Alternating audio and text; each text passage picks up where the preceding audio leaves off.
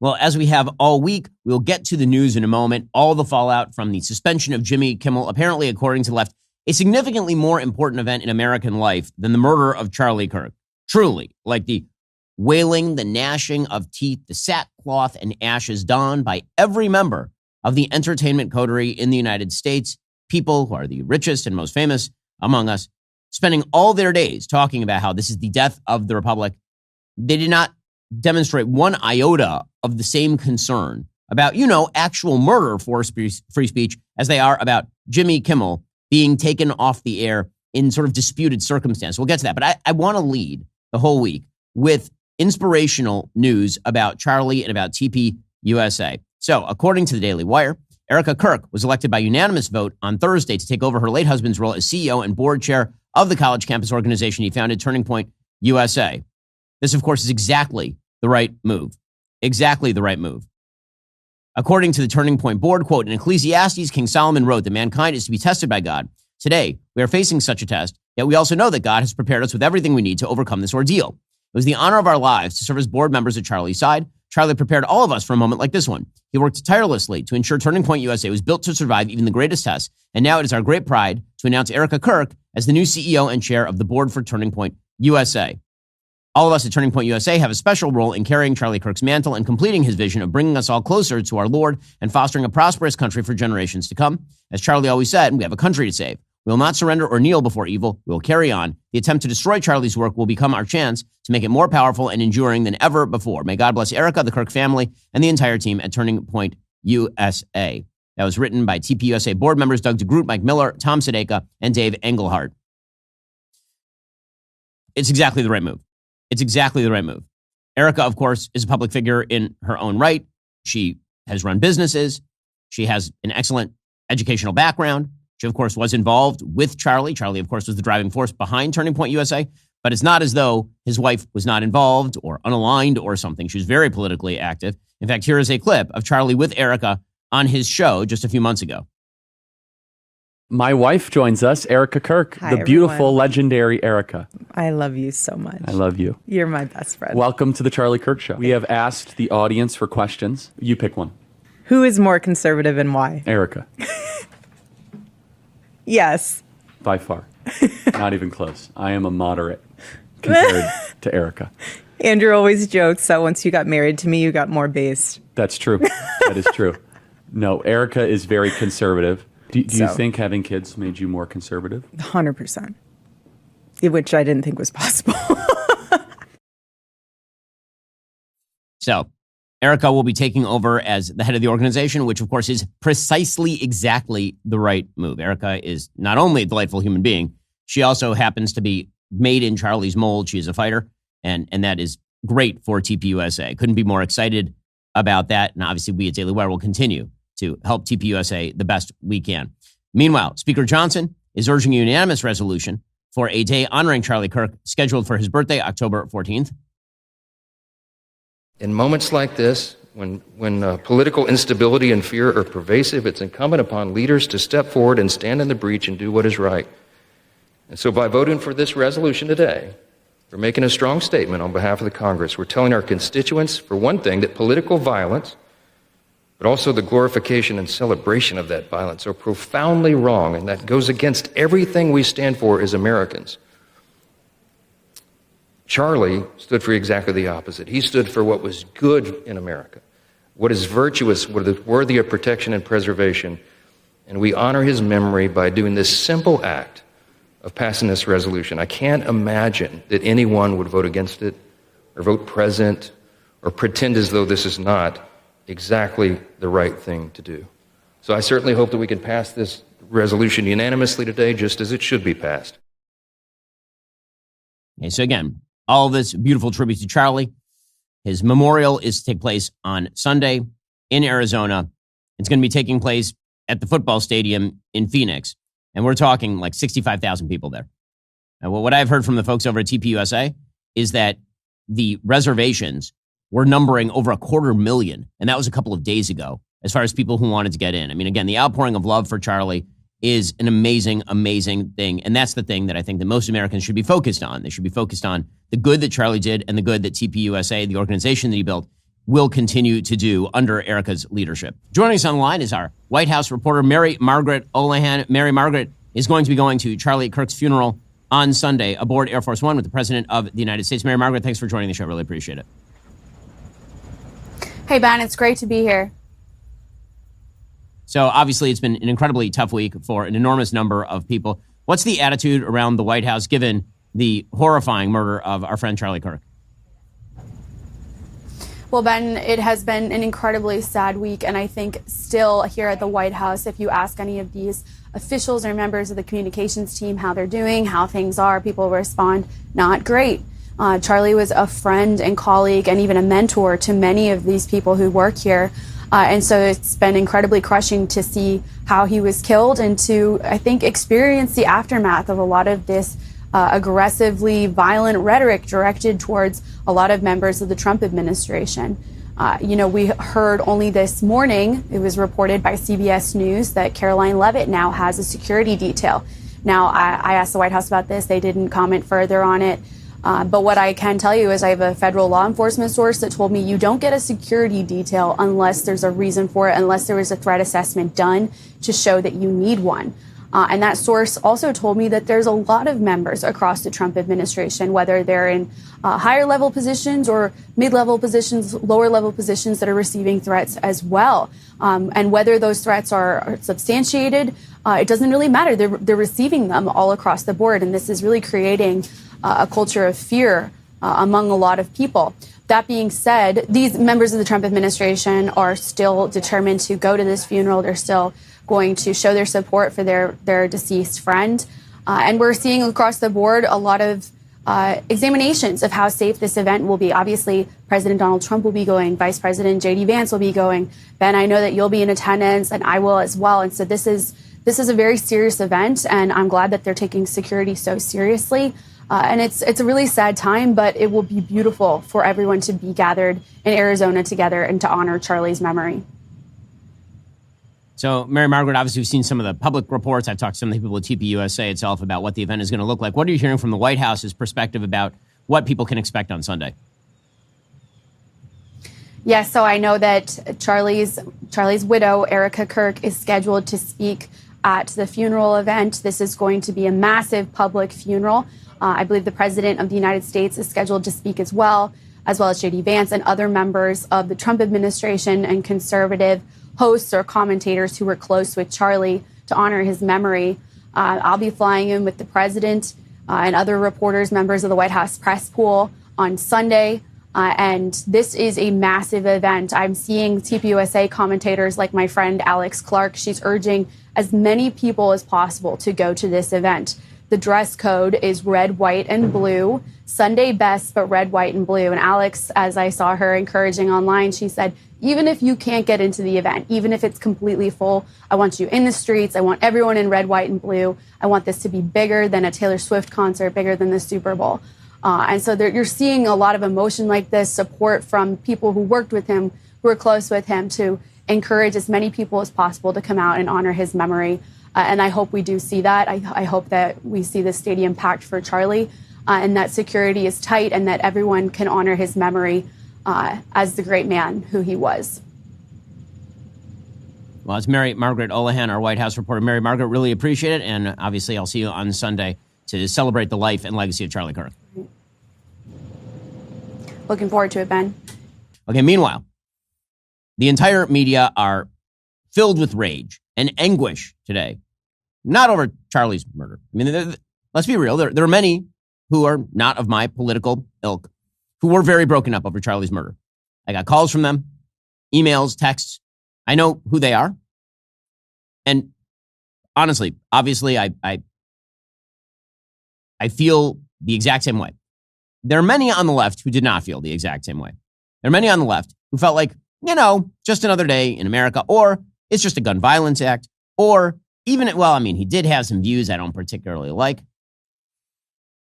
With that said, the outpouring for Jimmy Kimmel is overwhelming. So let's start from the things that we know about Jimmy Kimmel going off the air. Number one, Jimmy Kimmel's ratings were lower than dog bleep. Jimmy Kimmel had horrifyingly low ratings, like truly awful ratings. Remember, He was on network television, network TV.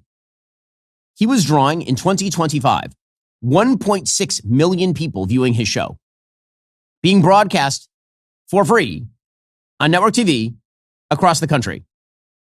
In the advertiser-coveted demographic of adults aged 25 to 54, the decline was even more significant. Okay, you ready for this? Adults aged 25 to 54. What were his views? In 2015, he had 1 million viewers in that age range. By 2025, he had, I kid you not, 261,000 people in that age range, 25 to 54, watching his show. My show is multiple times larger than Jimmy Kimmel's show by this metric. Like by a multiple. The ABC late night program showed a staggering 72% of the audience that helps pays the bill over the last decade.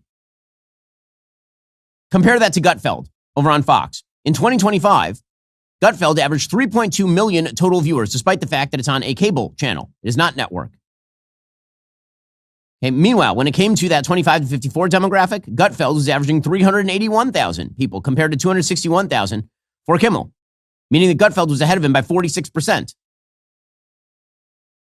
So it is quite possible, frankly, that a bunch of local affiliates were just done, that they were just done with Jimmy Kimmel. And when Jimmy Kimmel decided that he was going to go on air and heavily suggest that the shooter of Charlie Kirk was in fact a MAGA conservative, that they'd had it. Many of these station owners, remember the way that this works is that many of the local stations are not owned directly by ABC. They are owned by local television networks or by consortiums like Sinclair. So Sinclair Broadcasting happens to be conservative in its orientation politically. The ownership of Sinclair is conservative. There's been long-time rumors of Sinclair trying to launch its own form of Fox News, essentially, with its own lineup and all the rest. So it is perfectly plausible that Sinclair looked at what Jimmy Kimmel said and they said, you know what, we're done. We're not interested anymore. In fact, Sinclair said that his suspension by ABC was insufficient. What happened is the local affiliates went to ABC. They said, we don't want him on the air. And ABC responded by basically saying, well, I mean, if like half of our affiliates don't want you on the air, we're just going to suspend your show because what else are we going to do? We have to provide them some programming. Well, Sinclair announced it would yank Jimmy Kimmel Live from its stations until the host apologized directly to Charlie Kirk's family and also donated to TPUSA, which of course is not going to happen.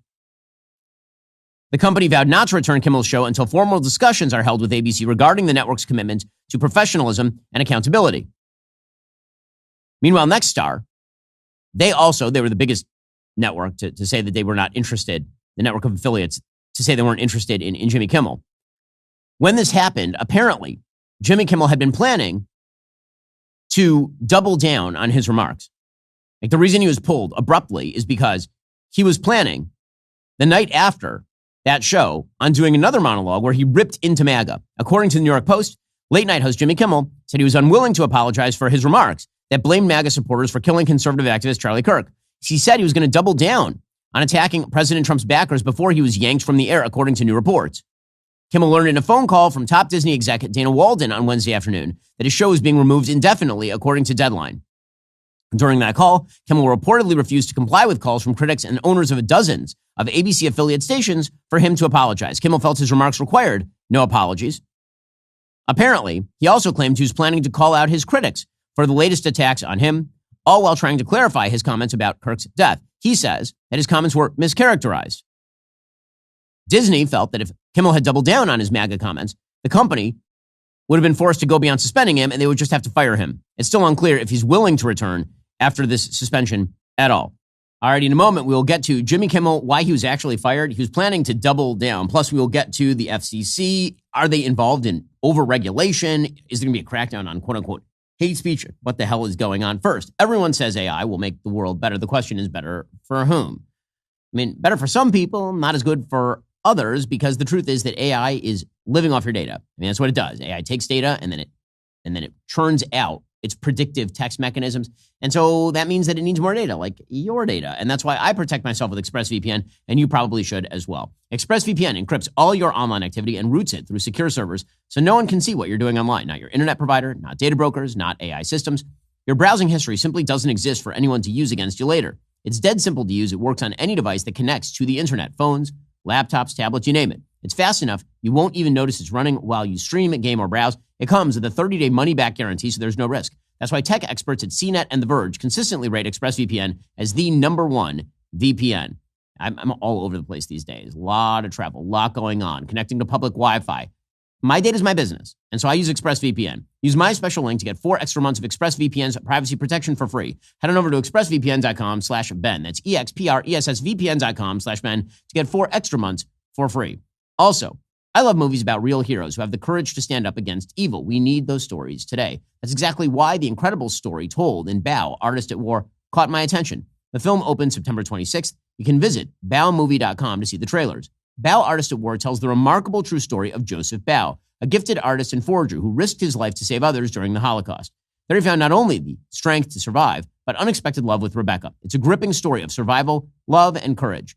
The movie is great. It stayed with me. Not just another Holocaust film. It's a film about how art and love can save lives, literally and spiritually. Joseph Bao was a prisoner in a Nazi concentration camp, forging documents to help others escape. He was also a poet, an animator, and a romantic. His story, his love, his resilience, feels like fiction, but it's actually real. If you love Schindler's List or Jojo Rabbit, films that show not just what was lost, but what was fought for, you should see Bao. Bao, Artist at War. It opens only in theaters for a limited run beginning September 26th. Go to baomovie.com to watch the trailer, read about Joseph's real-life journey, and find showtimes near you. Again, that's BAUmovie.com, baomovie.com. Okay, so just from that fact pattern, it appears that the reason that Kimmel was taken off the air is because of organic outrage by viewers, which filtered up to affiliates, and those affiliates went to Disney and ABC, and they said, we are not interested in having Jimmy Kimmel on our air, and he responded by saying, I'm going to double down and attack your viewers. So, as a matter of sort of organic market blowback to crap programming, totally legit. And in fact, not unprecedented in any way, shape, or form. This has happened many times before. Many, many times before. It happened most prominently, actually, right after September 11th, when Bill Maher was suspended from the air because Bill Maher made some comments about 9/11 that people didn't like. And then, of course, he found his new home over on HBO. What muddies the waters here are the words of the FCC chairman, Brendan Carr. Because Brendan Carr went on Benny Johnson and suggested, right before the affiliates apparently went to Disney and ABC, that there might be regulation, there might be punishment for affiliates for putting out the Jimmy Kimmel Show. And that raised the specter of government involvement. As I said yesterday, as an organic matter, Jimmy Kimmel should have been kicked off the air 10 years ago. He's an awful, awful late-night host. He decided not to be funny. He decided that instead of going for laughter, he was going to go for clapter. Meaning like, yeah, I totally agree with what you're saying. He decided he was going to go for that a decade ago. And he should have been basically booted for being bad at his job a long time ago. So I shed no tears for Jimmy Kimmel. With that said, the FCC should not be in the business of telling local affiliates what they should and should not broadcast. So why don't we begin this discussion about what the FCC can and should do by finding out what exactly they have legal power to do. So I asked my sponsors over at Comet, a browser by Perplexity, what powers does the FCC have to regulate actual content over the airwaves? And according to Comet, the FCC's powers to regulate actual content over the airwaves are significantly limited by the First Amendment. It does have authority in certain areas, specifically regarding obscenity, indecency, and profanity, as well as public interest and disclosure requirements for broadcasters. The FCC is strictly limited in censoring broadcast material and cannot impose content-based restrictions that would curb specific viewpoints. There are some exemptions there. Public interest requirements are about broadcast licenses. They're awarded based on whether stations, quote, serve the public interest, convenience, and necessity, which is interpreted to include equal opportunities for political candidates, disclosure of sponsorship for political or commercial content, prohibition of lottery advertising, and rules against broadcast news distortion if it involves deliberate manipulation of significant facts. So the case that Brendan Carr would make is that basically Jimmy Kimmel was deliberately manipulating significant facts, and so the FCC can go after him. The problem, of course, is that the thing that we have learned here over and over and over again is that if a left-wing person is at the head of the FCC, they will simply accuse the right wing of deliberate manipulation of significant facts. And so what's good for the goose is good for the gander here, which is why the actual solution here would be to remove that capacity from the FCC. How about that? Can we get any support for that? Will Republicans, will Democrats, will anyone support that? Here's the beautiful thing about a government of enumerated powers. A government of enumerated powers is a government you don't have to fear as much, because if you're on the wrong side of the government still can't do anything to you because it has enumerated powers. So if you reduce the power of government in this area entirely, that seems to me a better solution than a race to the bottom where every prior norm gets broken. And I fully understand the mutually assured destruction argument. I've used it myself before. But I think that what we're getting into now is not mutually assured destruction, but assumption that the next go-around, they will destroy you, so you should just destroy them preemptively. And if that happens, then basically there's no reason for anybody to go weapons down. Again, it all remains unclear as to why this actually happened. There's a long account in the Wall Street Journal about how this happened. The timeline goes like this. Kimmel criticized how Trump and other Republicans responded to the shooting and suggested the shooter was, in fact, a MAGA Republican. Brendan Carr suggested during a podcast appearance 2 days later, the FCC could take action against the broadcast licenses of ABC-owned stations. Advertisers and affiliates soon called the network expressing concern about Kimmel's show. Executives at Sinclair and Nexstar, owners of more than 60 local ABC stations, told network leaders after Carr's remarks they would indefinitely preempt the show starting that night, moves that would hobble the program's reach. So, again, how much was the FCC part of this conversation? Is the big question.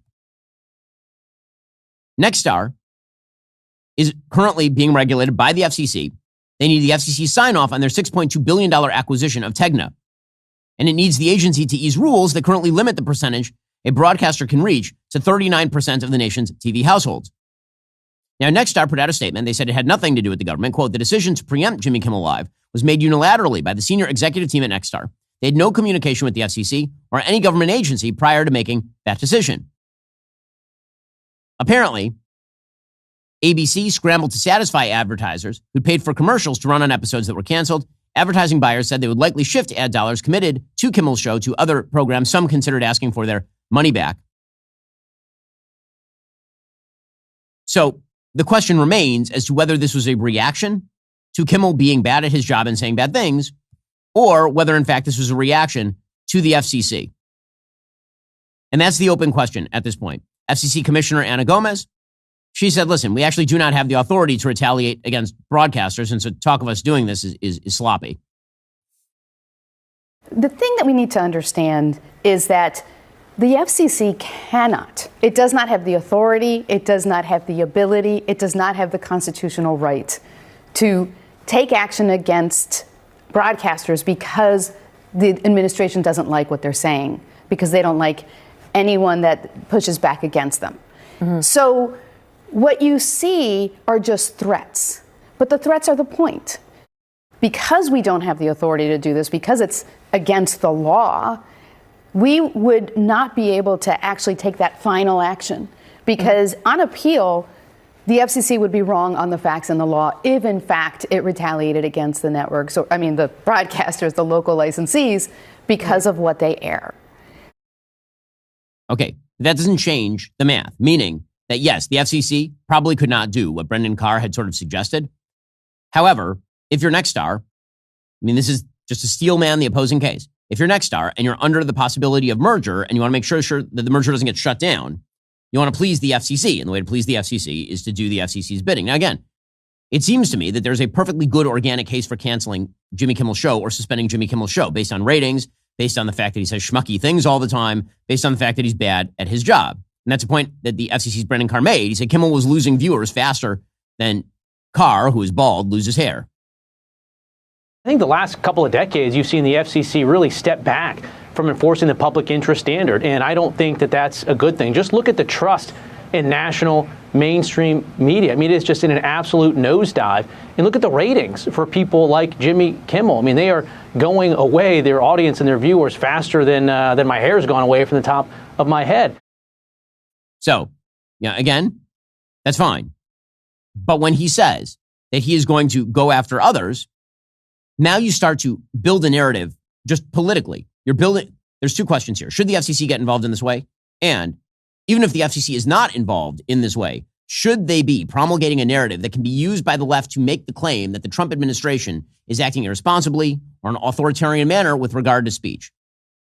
If the narrative takeaway from the murder of Charlie Kirk turns from there is a systemic left-wing threat embedded in actual ideologies, a violent threat that emerges from the sewers of certain ideologies, and that needs to be fought both socially and insofar as it is possible with governmental power. if it shifts from that narrative to the Trump administration is trying to shut down The View, that is a giant fail. It is a giant fail. It is a counterproductive measure. Because the sympathy for Charlie is nationwide. Again, there's widespread sympathy for Charlie, obviously, for his family, and there should be. And there's widespread outrage at the attack on free speech it represents when somebody gets shot for debating. If somehow that narrative is turned into a narrative about the Trump administration actually shutting down free speech, that's a fail. That's a fail. It's a fail for the country. It's a fail for the administration. It is a bad way of approaching policy. Many things can be true at once. Jimmy Kimmel is terrible and should be off the air. Charlie Kirk was a warrior for free speech who was shot. That is significantly worse than Jimmy Kimmel being taken off the air. Also, the FCC should not be threatening various broadcasters and hosts with governmental consequences for speech.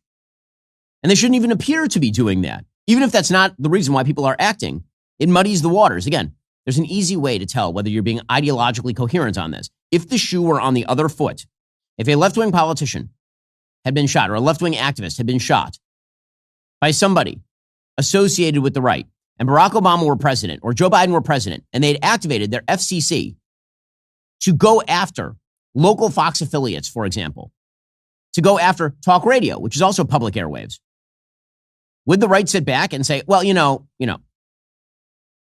this is why the solution to lack of trust between the right and the left is not the use of government to effectuate more power in general.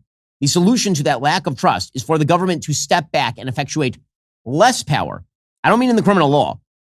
The Trump administration going after Antifa, going after the people who fund Antifa, going after the people who fund various violent groups around, that is only good, that is necessary. It is mandatory. But this narrative that the left is starting to spin up is bad. Now, again, the left is overdoing it on its own, right? So many things being true at once, as we'll get to, the left has decided that this is the greatest assault on American free speech in American history, which is totally crazy considering a man was shot to death for doing free speech 1 week ago. And they seem to care much more about Jimmy Kimmel being taken off the air than Charlie Kirk being murdered live on TV. But we'll get to that in a moment. Here's the FCC's Brendan Carr saying that they will hold broadcasters accountable to the public interest. Look, we're going to continue to hold these broadcasters accountable to the public interest. And if broadcasters don't like that, simple solution, they can turn their license into the FCC. There's other things that we can do with it that would serve the national interest. And frankly, other people would want to use this spectrum. But we're going to continue to make clear that we're holding broadcasters accountable to the public interest. And again, I think that's going to be a really good thing for the country. Again, people can go on podcasts and go on cable shows like this. You don't have a license from the FCC, so there's a lot more they can do there. There's no public interest obligation on those outlets. Okay, again, the idea here should be that we should just deregulate. The FCC actually should not have the power to do local broadcast licenses, to regulate speech on those broadcasters. They shouldn't. It was one thing to say that, by the way, before the era of the internet, when basically you had a limited spectrum and the only things that got on TV were those local stations. I'd make the case we should have deregulated long before that. But this is a vestigial organ of a broadcast television infrastructure that no longer applies to the general informational consumption of the American people. But the reason that, again, I'm objecting to this is because the narrative that you're laying out for the left, and the narrative you're laying out for the left, or providing the impetus to, is the narrative that the Trump administration is anti-free speech in the aftermath of the murder of a free speech martyr. To blow that opportunity is a giant fail. The FCC's Brendan Carr, he said yesterday that maybe he would go after The View. Now, listen, there is no one in America who would be happier to watch The View go off the air than I. The View is a bunch of shrieking harpies who are unbelievably stupid, vicious, venal, annoying, harridans, jabbering at each other nonsensically to the clapter of trained seals in the audience. It is the worst show on TV. That is my review.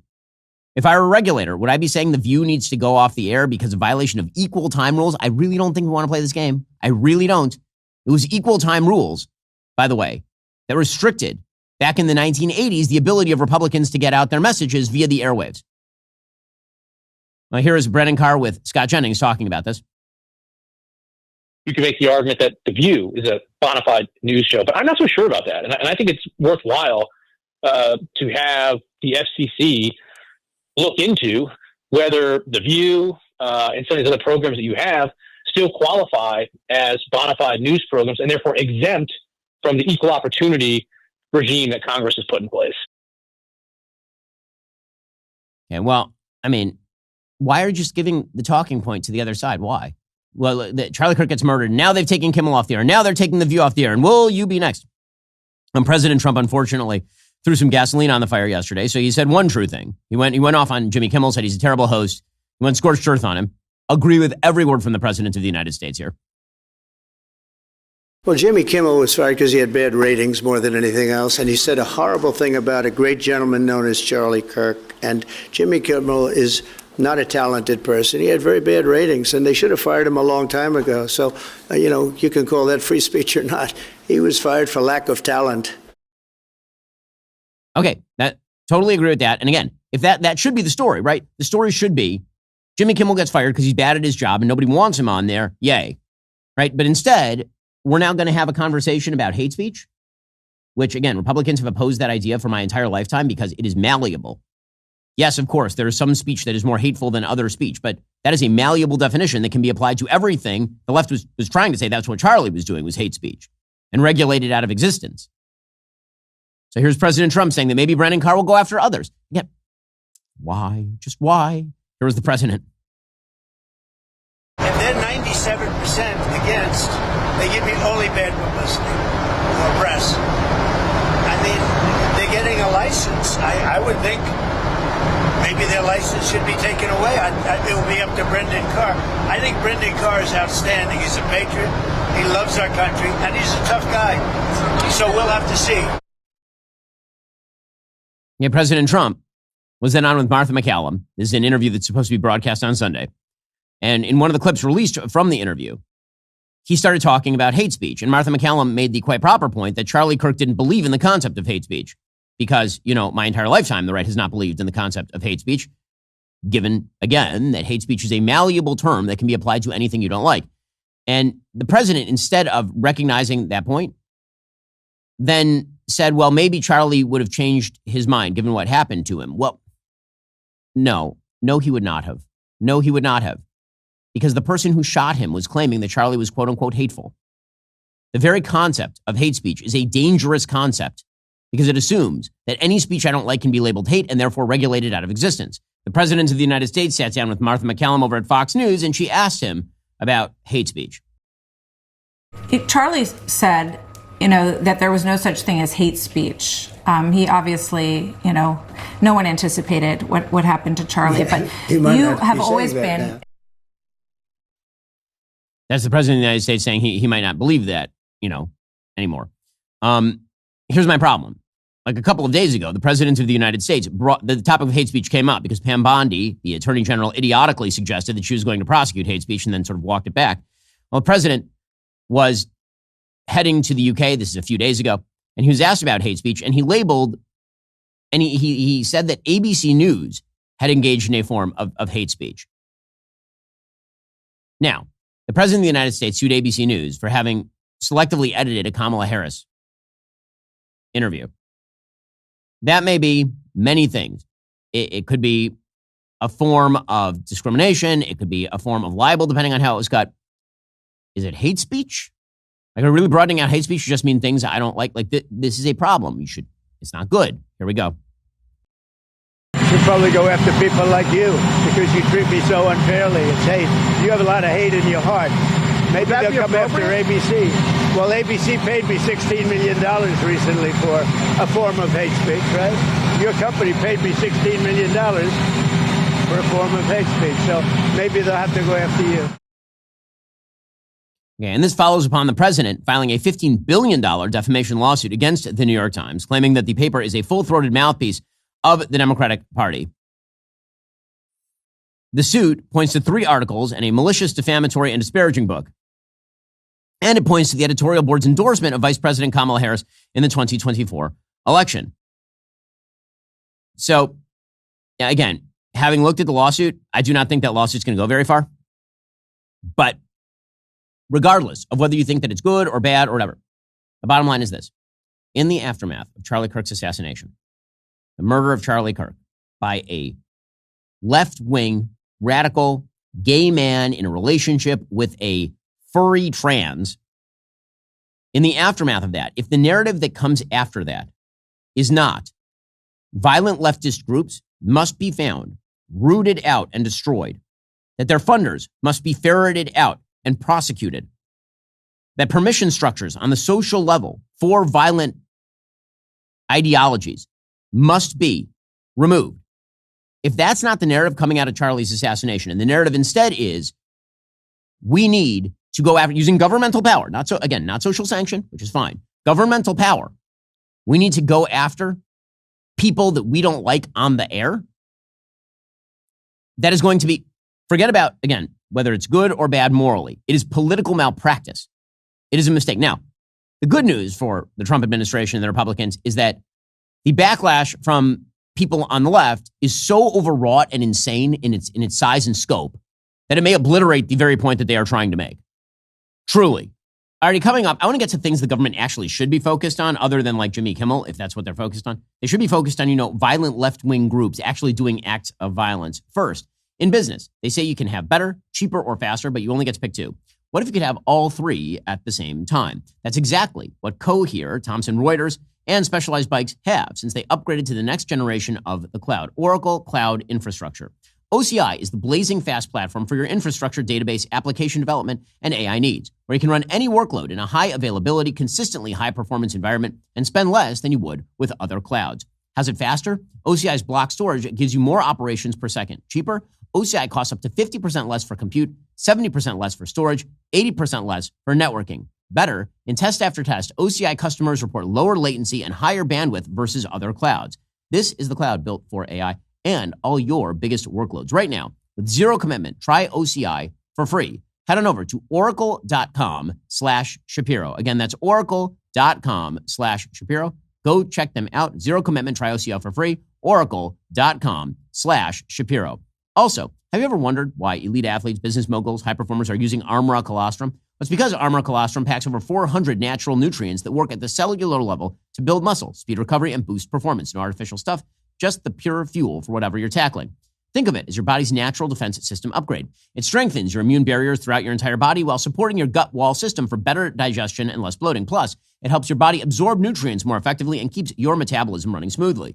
You'll also notice the difference in your skin's radiance thanks to natural antioxidants and collagen-boosting compounds. Plus, there's a reason elite athletes have been using colostrum for years. It enhances endurance and speeds up recovery so you can bounce back faster. The bottom line, Armra colostrum gives your body comprehensive support to thrive naturally. We've worked out a special offer for my audience. Receive 30% off your first subscription order. Go to armra.com/Shapiro or enter Shapiro to get 30% off your first subscription order. That's armra.com/Shapiro.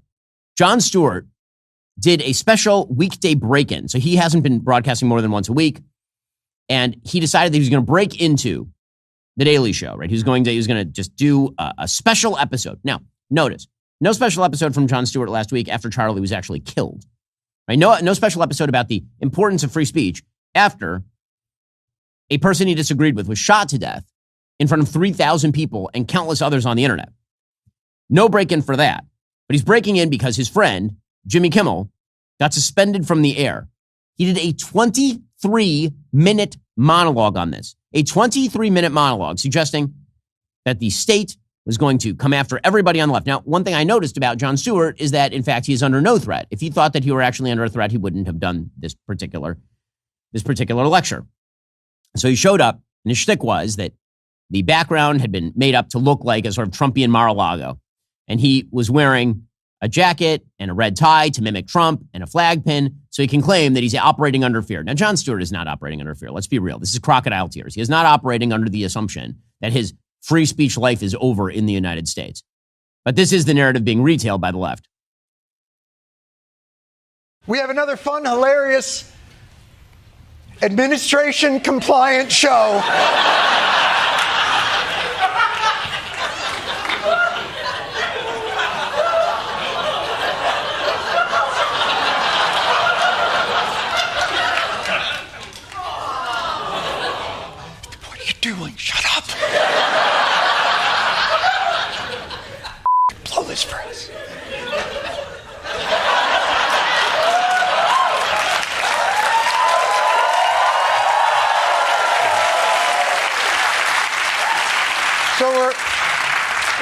We're coming to you tonight from a real shithole. The crime-ridden cesspool that is New York City. It is a tremendous disaster, like no one's ever seen before.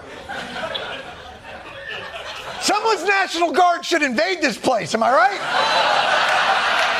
Shut the f*** up! He did this for 23 minutes. For 23 minutes, he did this.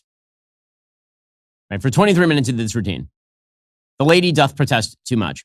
Stephen Colbert then came out and said, we are all Jimmy Kimmel. And what he really means is I am Jimmy Kimmel. Okay, now, even if Jimmy Kimmel, if it turns out that he was taken off the air because of FCC pressure, which again, I think is very, very doubtful just on the merits. Even if that were the case, Stephen Colbert was not taken off the air because of Trump administration pressure. That's not true. In fact, here is the ex-Paramount chief Sherry Redstone pointing out that Stephen Colbert's cancellation had literally nothing to do with anything governmentally related. I'm not going to tie any of that to regulatory approval. I can tell you that we had been looking at late night. It was financially not viable. It had been that way for a long time. We had made a decision months prior to the announcement that we were not going to be going forward with that show. I love Stephen. He does a great job, but we really needed to be in a financially viable business. And you saw we did that with James Corden as well. And in terms of DEI, I think the reasons why DEI exists matter and will always matter, and we need to continue to fight for those issues. But I think the way in which DEI has been executed has often led to more problems than it solved. Okay, so that's Sherry Redstone saying Colbert was not taken off the air because of some sort of evil right-wing Trumpian plot. It's because he sucked at his job and because he cost too much money. Well, here was Stephen Colbert saying, we are all Jimmy Kimmel. So first of all, let me point out, Stephen Colbert isn't even Jimmy Kimmel. Jimmy Kimmel isn't really Jimmy Kimmel by the left's definition of what's going on here, because probably, again, he was taken off the air for being a jackhole who was bad at his job with low ratings. I'm not Jimmy Kimmel. I'm on the internet. No one has the luxury of a broadcast show. But the left is going to try to whip up the narrative. We'll see if it works. It may not work at all. I think the best solution for all of this is to remove the power of the FCC to regulate content. That would be, I think, a good solution. But in the absence of that, again, the left protesting about this after spending, 60 years using the FCC to crack down on its own political opposition is a little bit strained. Here's Stephen Colbert complaining. Welcome, one and all, to The Late Show. I'm your host, Stephen Colbert.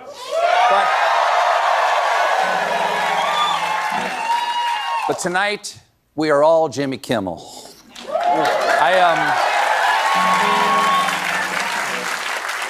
I still have a show, though, right? Okay, good. Yesterday, after threats from Trump's FCC chair, ABC yanked Kimmel off the air indefinitely. That is blatant censorship. And it always starts small. Remember like in week 1 of his presidency, Gulf of America. Call it Gulf of America. Sure, seems harmless, but with an autocrat, you cannot give an inch. And if ABC thinks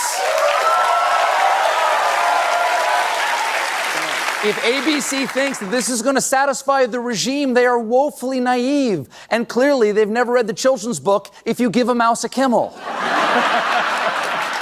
and to Jimmy, just let me say, I stand with you and your staff 100%. And also, you couldn't let me enjoy this for like 1 week. Just come on. So, again, one of the great tragedies of our time, according to the left, Jimmy Kimmel being removed from the air under disputed circumstances, Mark Maron doing the same thing. They can come for all of us. It's basically like Kristallnacht. Here we go. Jimmy Kimmel has been muzzled and taken off the air by his network ABC, who are buckling to and trying to appease the Nexstar media conglomerate, who have a lot of affiliates, and they threaten to preempt him at the suggestion of the SEC chair. This is government censorship. This is the Trump administration coming after people who speak out against him. This is the end of it. If you have any concern or belief in real freedom or the Constitution and free speech, this is it. This is the deciding moment. This is what authoritarianism looks like right now. In this country, it's happening. And it's so overwrought. Mark Maron, so overwrought. I mean, you can hear the jackboots at the door. They're about to break it down and arrest Mark Maron for that absolutely anti-authoritarian diatribe. Or maybe he's, like just living his normal life today because we actually don't live in an authoritarian country. And by the way, a court is very likely to intervene if, in fact, there is a lawsuit. And it turns out that the FCC improperly used its power against Jimmy Kimmel. Now, again, I think there might, in fact, be a case that the FCC did not even necessarily improperly use its power on a legal level. But this is why the FCC should not have that power in the first place. Again, I'm old enough to remember when Republicans opposed the Fairness Doctrine, because the Fairness Doctrine was an attempt to stop right-wing opinions from being disseminated. And at a certain point, there's a difference between saying, we need to use the rules against you the way you use them against us so that we can all stop using those rules and instead create a new system of rules. There's a difference between that and saying, you broke the rules. I'm going to break the rules even further. I'm going to hit you, then you're going to hit me. It's just a sheer power dynamic, a spiral. David Letterman emerged from his house in the woods, where I assume he's only writing Unabomber journals, to go to the vaunted Atlantic Festival to talk about how this is criminal, an authoritarian administration. Again, this is maybe it'll work for them. It seems to me it's so overwrought it won't, but this is the attempt. One of the critiques I'm making here is there's no reason for the Trump administration to have even given this issue to the Democrats in any way. It is not useful. Nothing is gained. In any case, here's Letterman.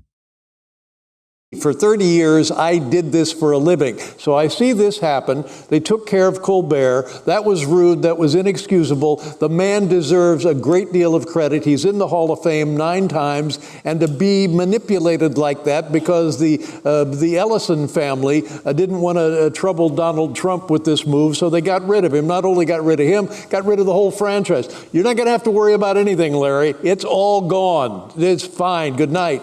And then my good friend Jimmy Kimmel, I feel bad about this because we all see where this is going, correct? It's managed media, and it's no good. It's silly. It's ridiculous, and you can't go around firing somebody because you're fearful or trying to suck up to an authoritarian criminal administration in the Oval Office. That's just not how this works. So this is going to be the unified Democratic claim that's exactly what is happening, that this is a fascist authoritarian takeover. Chris Murphy, the senator from Connecticut, who for some weird reason believes that he is going to run for president, he says that this is about Trump silencing his political opponents. And then he actually says that people should take to the streets. There should basically be giant protests in favor of Jimmy Kimmel. Yeah, good luck with that one, my dude. Donald Trump, in the wake of the tragic murder of Charlie Kirk, has decided to exploit that tragedy to try to silence his political opponents. I think Kimmel is just the beginning. I think you're going to see a potential dizzying campaign of political repression against anyone who opposes this president. Okay, and then he actually asked for people to take to the streets. Yeah, call it the late night riots. Here we go. Understands the gravity of this moment. This is a moment for the country to mobilize. This is a moment for all of us to be out on the streets protesting, because if you don't raise your voices right now about the assault on free speech, about Donald Trump's decision to disgustingly exploit the murder of Charlie Kirk so as to try to permanently render powerless and impotent those who politically oppose him, there may be no democracy to save a year from now. This is a red alert moment, man. It feels like the red alert has been on since January, but the days are getting darker, which means the obligation on us to stand up and mobilize is getting more urgent. Now, on a broad level, it may not work. This kind of sort of democratic authoritarian op. It may not work specifically because the Democrats were, for, solidly a couple of decades here, quite authoritarian in their approach to things like speech. We all remember the woke revolutions, where if you didn't post the black square, then you were in danger of losing your job. We all remember Barack Obama using the law to spy on James Rosen, the Associated Press journalist. We remember Joe Biden using the power of the government to crack down on major social media companies in order to get them to mirror his political priors. We all remember Alexandria Ocasio-Cortez calling for more censorship. Right? This wasn't that long ago. It was like 2 years ago. Here's Alexandria Ocasio-Cortez doing this. Several members of Congress in some of my discussions have brought up media literacy because that is a part of what happened here. And we're going to have to figure out how we rein in our media environment so that you can't just spew disinformation and misinformation. It's one thing to have differing opinions, but it's another thing entirely to just say things that are false. And so that's something that we're looking into. Okay, so again, the right is saying, okay, turnabout is fair play. And the left is saying, we never did that in the first place. This, for the country, probably doesn't go anywhere good. The best possible solution, once again, is for the government to spend its time on the actual things that matter. Go after leftist radical groups who are violent in orientation. Go after their monetary sponsors. Go after the leftist networks of thought on a social level that incentivize violence. Do all of those things. Yeah, it's frustrating that the conversation could be so clear and so unified and so easy. It really could. And getting caught in these rabbit trails is counterproductive in the extreme. Alrighty, coming up, what Republicans should be doing, what the administration should be doing. Well, we have some information about violent left-wing groups that obviously should be receiving serious law enforcement scrutiny. This episode is brought to you by Prize Picks. You and I make decisions every day. On Prize Picks, being right can get you paid. Don't miss any of the excitement this season on Prize Picks, where it's good to be right. Producer Jake has been doing great. Like, honestly, the picks that he is making so far, paying off. I'm afraid that he's going to become so successful that we'll lose a good producer, but gain an amazing football picker. Prize Picks is the ultimate way to turn your football knowledge into cash this season. With millions of users already on board, this safe and reliable skill-based daily fantasy platform lets you build your lineups in under 60 seconds by selecting more or less on 2 to 6 player projections. Whether you're confident about which players will exceed expectations or which ones might fall short, Prize Picks gives you the opportunity to cash in on your sports expertise. Available in over 40 states, including California, Texas, and Georgia, it's never been easier to enjoy daily fantasy action while watching your favorite games unfold. Download the app today. Use code BEN to get $50 in lineups after you play your first $5 lineup. That's code BEN to get $50 in lineups after you play your first $5 lineup. Prize Picks. It's good to be right. Also, today, there's a tragedy unfolding in America. In fact, every day, about 3,000 pregnancies end in abortion, and currently 1 in 4 pregnancies does not make it to birth. There is something that can be done. Across the country, preborn network clinics are standing with women in the darkest hours of uncertainty. They offer genuine compassion, practical help, and the resources needed to empower women to make informed choices. This year alone, their efforts have helped rescue more than 38,000 babies, each one a life given a chance because someone actually cared enough to be there and to help. A single moment, such as a mom seeing her baby on an ultrasound screen, can change literally everything. It's powerful. Studies show that simple act can double the likelihood a woman will choose life for her child. These clinics are not just saving lives, they're offering hope and support when it's needed the most. If you knew you could make a difference and save lives today, wouldn't you choose to do something? You can. Right now, just $28 provides a life-saving ultrasound. Go to preborn.com/Ben. That's preborn.com/Ben, or dial pound 250, say keyword baby. That's pound 250, baby. You know, there are a lot of things you can do in life to make the world better, but can you save a life? You actually can if you head on over to preborn.com/Ben and get involved. Well, meanwhile, thinking of things the Trump administration can do, as I've been saying, they should be focused like a laser directly on left-wing violent groups. What the evidence tends to show in the case of the assassination of Charlie Kirk is that the assassin was coordinating with people on Discord about what he was going to do. That's what the evidence seems to show. There were people who were putting out posts that they later deleted, predicting that Charlie would be murdered on the day that he was murdered a month in advance. That investigation has to be done, obviously. And we know that there are these violent left-wing groups that have basically gone without much law enforcement scrutiny for whatever reason. That needs to stop. According to the Daily Wire, Luke Rosiak reporting, a 10,000-member strong group called the Socialist Rifle Association has been conducting weapons training for transgender and Marxist-Leninist extremists, and its members have been linked to at least 4 major crimes, including the firebombing of Tesla dealerships, a Daily Wire investigation found. Members stock up on assault rifles and tactical gear like gas masks and receive membership cards bearing an image of Karl Marx and the quote, "Any attempt to disarm workers must be frustrated by force if necessary." Videos show them preparing for engagements that look more like war than self-defense, running through the woods and hitting long-range targets. A common logo is the transgender flag with an assault rifle and the phrase, "Defend Equality." SRA members say that their interest is to defend against fascists and Nazis, but according to court documents, they apply those labels loosely. citing incidents like the January 6th Capitol protests where guns were largely absent as a reason to prepare for war. Apparently, the SRA has a chapter in Utah where Charlie was murdered. It advertises, quote, inclusive firearms education with a rainbow-colored target and the tagline, women-friendly, BIPOC-friendly, queer-friendly. One of its posters says, quote, I will die fighting for this cause, a quote attributed to John Brown, a radical abolitionist who was murdered by the capitalist slave-owning class. On June 19th, the Utah chapter asked members to support Arturo Gamboa, an anti-racist accused of murder. Apparently, the chapter and SRA's national headquarters told the Daily Wire that Tyler Robinson, who's been charged with murdering Charlie, was not a member, but they did not answer whether his transgender-identifying boyfriend, Lance Twiggs, was, citing their own confidentiality policies. The SRA Reddit thread falsely claimed years ago that Charlie was openly calling for the lynching of transgender individuals. After Kirk was assassinated, SRA members mocked him, expressed enthusiasm, and wished that the man who shot President Trump had similar marksmanship. There are a number of crimes that have been linked to SRA members.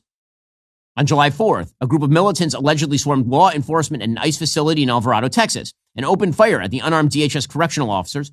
One of them, Benjamin Hanel Song, is charged with shooting a police officer in the neck.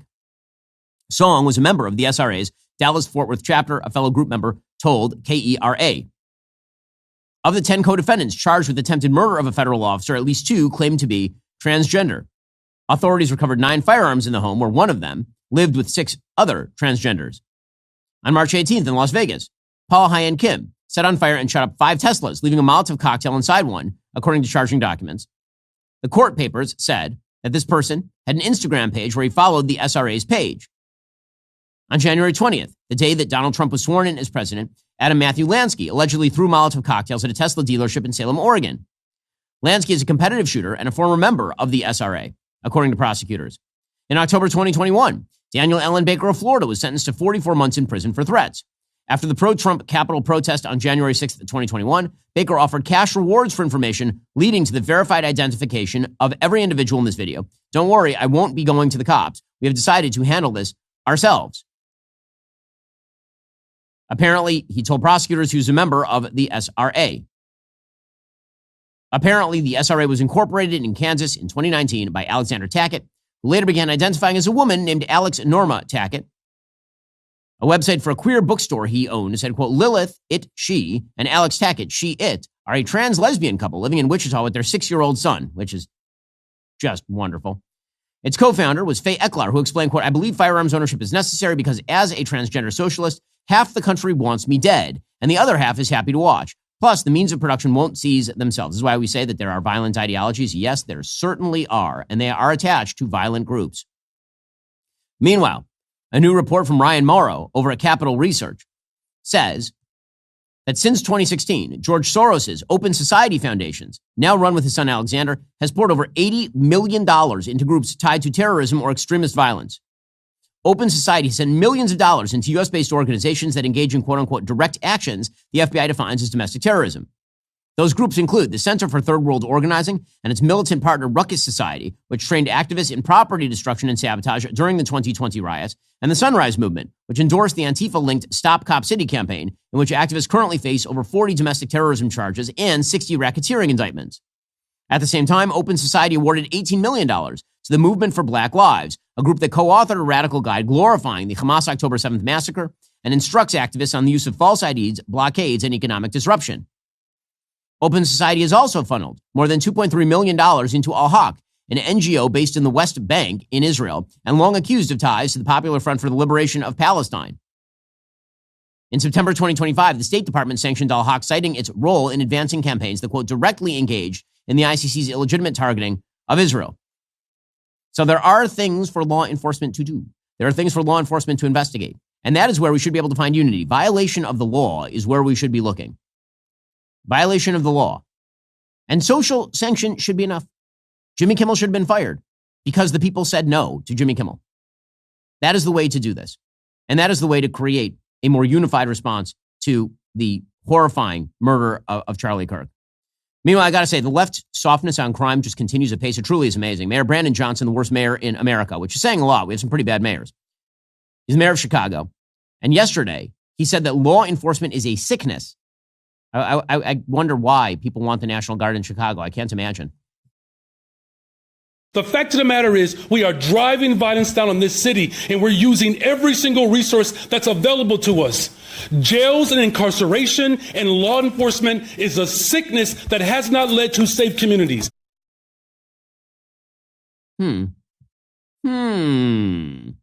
Well, you know, if you think that law enforcement is the sickness, you might get more crime. I'm just putting it out there. It's possible. It's just possible. So, you know, I think that this is a little over the top. This is a little over the top from the Democrats. Do they just want to lose elections? Jasmine Crockett, the not particularly intelligent representative from Texas, who somehow has become a resistance hero, an icon. She says committing crimes doesn't make you a criminal. No, literally it does. Literally it does. When people are like, oh, you know, crime is terrible. And yes, it is, right? Like, because when somebody goes out and commits a crime, they don't typically, you know, say, well, I'm a D or I'm an R or I'm an I. It's not like literally like, it's about, well, how do you fix it? How do you make community safer? And I do think that I'm in a unique situation because I was having the conversations with people that were going out and committing crimes. And so I understood what was kind of pushing them there. And so I do want people to know that just because someone has committed a crime, it doesn't make them a criminal. That is completely different. Being a criminal is more so about your mindset. Committing a crime can come for a lot of different reasons. Deep thoughts. Deep thoughts there from Jasmine Crockett. Well, apparently Democrats want to lose elections.